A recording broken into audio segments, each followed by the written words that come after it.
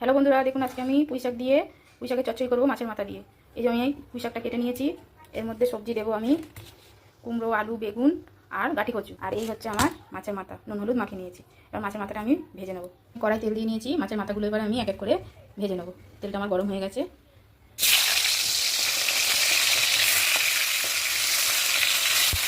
এখন মাছের মাথাটা আমার ভাজা হয়ে গেছে ভালো করে।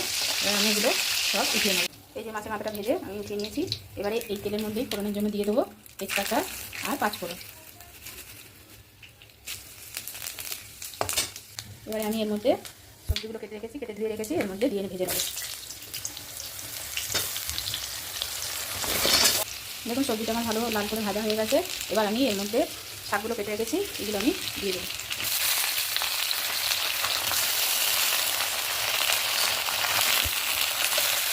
মশলা দিয়ে করে রেখেছি, নুন, হলুদ, জিরের